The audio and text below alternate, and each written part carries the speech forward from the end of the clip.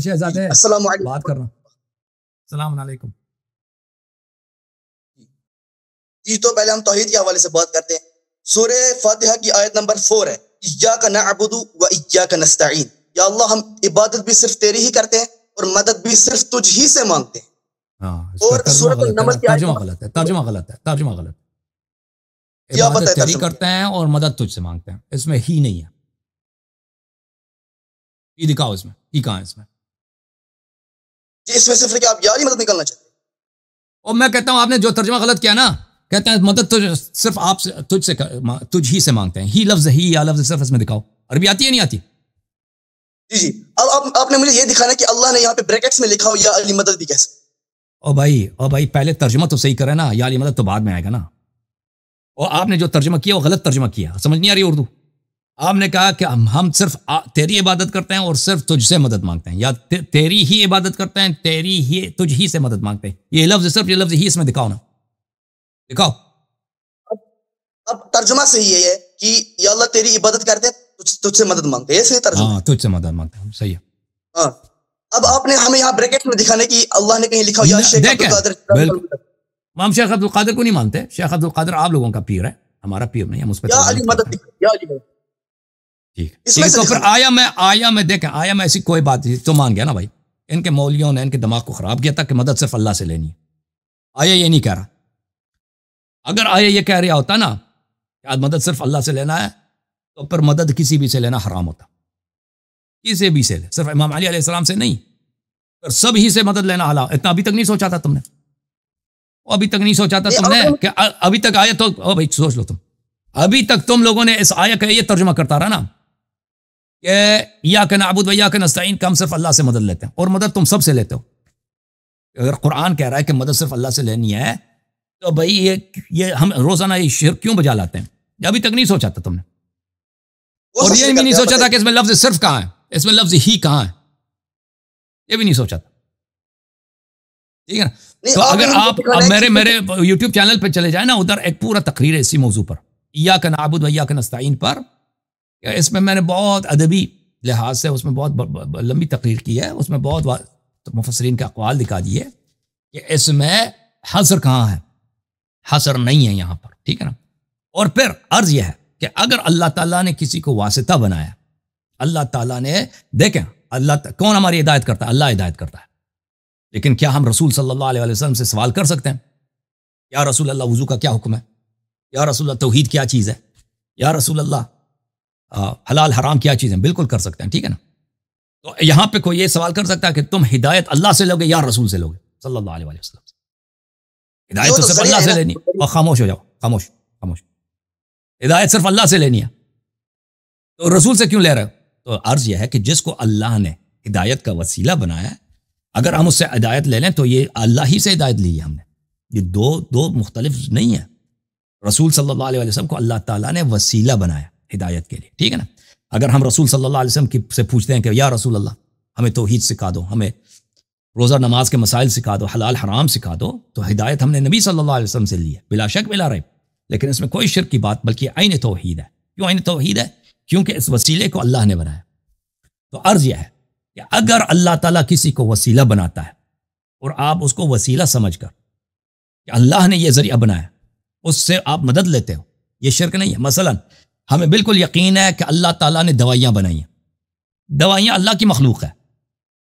اگر آپ ایک گولی کھاتے ہیں, اس گولی میں یہ خاصیت ہے کہ آپ کی بیماری صحیح ہو جاتی ہے, ٹھیک ہو جاتی ہے. شافی تو صرف اللہ ہے. اب یہاں پہ آپ مشرک ہو گئے, آپ نے گولی کھائی. نہیں, یہ گولی اللہ نے اس میں شفا رکھی ہے. سمجھ آئی؟ اچھا, جب وسائل اسباب کو آپ اس وسیلے سے سمجھ لیں, استفادہ کر لیں کہ اللہ کی مخلوق ہے, اللہ نے یہ وسائل بنائے, تو وسیلہ کوئی بھی ہو آپ اس سے استفادہ کریں, اس میں شرک نہیں ہے. ہاں اگر آپ وسیلے کو مستقل سمجھیں, گولی یا کو اس طرح سمجھیں, یا ڈاکٹر کو سمجھیں کہ یہ اللہ نے اس کو نہیں بنایا, یہ اللہ سے مستقل ہو کر ایک سورس سے شفا اللہ, ایک اور مستقل انڈیپینڈنٹ جو اللہ کے تابع ہے ہی نہیں, اللہ کی مخلوق ہے ہی نہیں, وہ بھی ایک شفا کا سورس ہے, گولی ہے ڈاکٹر, تو یہ یہاں پہ شرک ہے. بلا شرک آپ مشرک ہو گئے, کیونکہ آپ نے یہاں پہ کریشن میں, خلقت میں, آپ نے یہاں پہ 2 سورسز کا آپ نے یا اس سے زیادہ آپ نے سورسز کا آپ نے عقیدہ رکھا. جب یہ پتہ چلا میرے بھائی میرے عزیز، تو یہ سمجھو کہ اگر ہمارا یقین ہے، ہمارا ایمان ہے کہ اللہ تعالیٰ نے رسول اللہ صلی اللہ علیہ وسلم کو معجزات دیے ہیں، ائمہ ابرار علیہ السلام کو، اہل بیت اطہار علیہ السلام کو کرامات عطا فرمائے ہیں، یہ اللہ کی جانب سے ہے۔ رسول کے معجزات اس کی اپنی نہیں ہے، اللہ کی جانب سے، اللہ نے اس کو یہ مقامات عطا فرمائے، جیسے اللہ نے اس کو رسالت عطا کیا، جیسے اللہ نے اس کو قرآن عطا کی، اسی طرح اس کو معجزات عطا کیا، ٹھیک ہے نا؟ اسی طرح ائمہ طاہرین علیہ السلام کو معجزات عطا کیا، کرامات عطا کیا، ٹھیک ہے نا؟ تو اگر ہم ان سے طلب کرتے ہیں رسول صلی اللہ علیہ وسلم کہ یا رسول اللہ تیرے پاس تو یہ معجزات ہے کہ تو شفا دے سکتا ہے، تو نے اللہ نے تجھے اتنا مقام، ایک نظر لطف کر اس حقیر پر، اس فقیر پر، اپنے اس گنہگار امتی پر، ٹھیک ہے نا؟ تو یہ شرک نہیں ہے۔ ہاں اگر ہم سمجھیں کہ رسول اللہ صلی اللہ علیہ وسلم ایک سورس ہے، اللہ ایک دوسرا سورس ہے، ٹھیک ہے نا؟ اور یہ رسول صلی اللہ علیہ وسلم اللہ سے مستقل ہے، اللہ نے اس کو بنایا نہیں ہے، یہ خود بذات خود ایک ایسا انڈیپینڈنٹ ہے اللہ سے، تو بلا شک ریب شرک ہے۔ اگر آپ اسباب کو، وسائل کو اللہ کا مخلوق سمجھ کر، اللہ کی جانب سے وسیلہ سمجھ کر ان سے طلب کرتے ہیں، ان سے استفادہ کرتے ہیں، یہ شرک نہیں۔ لیکن یہ باتیں لازمی باتیں آپ کے کوپڑی میں کہاں جائیں گی، ٹھیک ہے نا؟ آپ کے کوپڑی میں یہ باتیں کہاں جائیں گی جی؟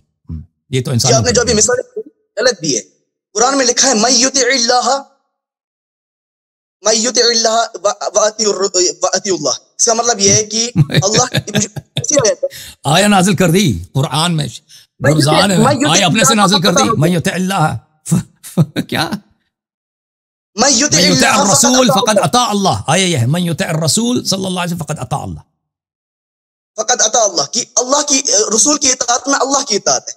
ابھی جو آپ نے مثال جس نے رسول کی اطاعت کی اس نے اللہ کی اطاعت کیا، نہیں، اس میں لکھا ہے کہ رسول کی اطاعت میں اللہ کی اطاعت ہے، وہ نہیں ہے، ترجمہ غلط کر رہا ہے۔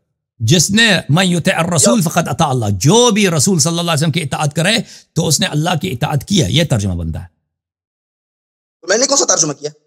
تم نے کہا کہ رسول کی اطاعت میں اللہ کی اطاعت ہے، تم نے یہ بولا، ترجمہ وہ نہیں بنتا۔ یہ تو کامن اس میں تو جو کانسیکوینس سے کامن نہیں کر رہے ہیں، بس ترجمہ صحیح کیا کرو، ترجمہ اپنے سے نہ بنایا کرو۔ اب آگے چلتے ہیں۔ اب آپ نے مجھے یہ دکھانا ہے کہ حضرت علی کا نام لے کر کہیں قرآن میں بتایا گیا ہو کہ حضرت علی کا وسیلہ لو، اس کے الٹ ہے۔ دیکھو قرآن میں لکھا ہے کہ ڈاکٹر کے پاس جاؤ، وسائل کے پاس جاؤ، ٹھیک ہے نا؟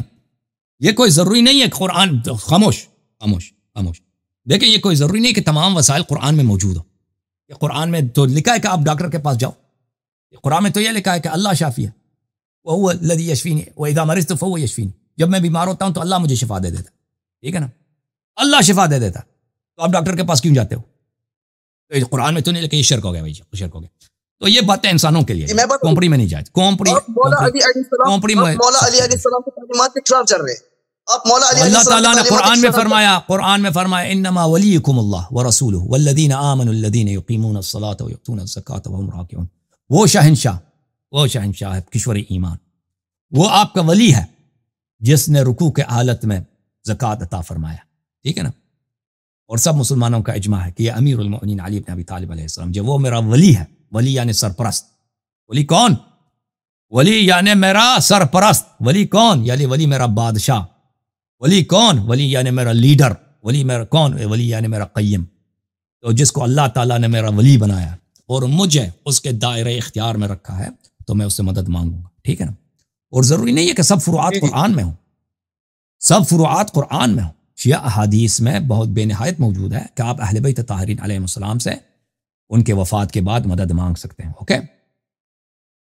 جی واسطے کی بات کر رہے ہیں نا، واسطے کی بات کر، نہج البلاغہ میں آپ کھولے ارشاد 4416، اس میں واضح ہے کہ حضرت حسن ابن علی کو حضرت علی ابن علی، وہ عبارت پڑھ کے سنو، جی کھولے آپ کتاب ارشاد، ارشاد آپ عبارت پڑھے نا کہ چھاپیں فرق کرتی ہیں، وہ نمبرنگ بھی فرق کرتا ہے نا، میں تو آپ حوالہ آپ دے رہے ہیں، وہ الفاظ اور وہ حدیث جو امام علی علیہ السلام کی وصیت ہے امام حسن علیہ السلام کے، وہ 10 صفحات پہ بہت لمبی حدیث ہے، ٹھیک ہے نا؟ وہ فقرہ جس میں فرمایا کہ غیر اللہ سے مدد نہ مانگا کرو، وہ دکھاؤ مجھے۔ جی اس میں لب لباب یہ ہے کہ اگر لب لباب نہیں چلے گا، عبارت پڑھو، لب لباب ہم پہ آپ پہ اعتبار ہی نہیں ہے جی، آپ پہ اعتبار ہی نہیں، عبارت پڑھو تاکہ ہم اسی عبارت کو لے کے آئیں، کہہ دیں کہ مولا نے کیا فرمایا۔ جی کھولے نہج البلاغہ، تم کھولو. میں نے عرض کیا کہ نمبرنگ میں فرق ہے، اور پھر اس میں وہ حدیث لمبی ہے، کئی صفحات پہ مشتمل ہے، وہ عبارت تم پڑھو. تم حوالہ تم دے رہو، میں کیوں کھولوں؟ بہتر نو کروں میں کھولوں. یہ کھولے، میرے پاس ابھی کتاب نہیں ہے، کتاب ابھی کتاب نہیں ہے تو آپ نے غلط کیا کہ حوالہ دی. جو کتاب ہے ہی نہیں، حوالہ کیوں دے رہا؟ حوالہ اس کا دے دو، پہلے کتاب لے کے آؤ نا، پھر حوالہ دے دو. لب و لباب نہیں چلے گا، لب و لباب آپ کا چلے گا ہی نہیں. عبارت نص عبارت پڑھو. لب و لباب خاک لب و لباب پڑھیں گے آپ؟ نص عبارت پڑھو کہ نص الفاظ پڑھو کہ یہ الفاظ ہے میرے مولا کے. آپ کھولے کتاب، اگر آپ کے اندر کی ضرورت ہے نا کتاب کھولے. چلیں جی، میں عرض کیا حوالہ آپ کھول دیں، میں کیوں کھولوں؟ کھولیں کتاب. تیرے پاس تو حوالہ تو دے رہا ہے. میں نے تجھے بار بار کہا کہ میرے پاس اور آپ کے پاس صفحات میں فرق ہے. نہج البلاغہ کے کئی پرنٹ ہیں، نمبرنگ میں بھی فرق ہے. وہ اس طرح تو نہیں ملتی ایسے آسان سے. اور پھر آپ کو عبارت بھی نہیں معلوم کہ میں کس کی تلاش کروں.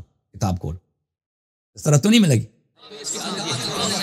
جوم جاؤ پرواز کرو، کیوں فخر سے سر اٹھاؤ، کیونکہ اللہ تعالیٰ نے تمہیں انتخاب کیا. صراط حق پر صرف تم ہو، صراط ایمان پر صرف کیا، کیونکہ اللہ تعالیٰ نے تمہیں انتخاب کیا. صراط حق پر صرف تم ہو، صراط ایمان پر صرف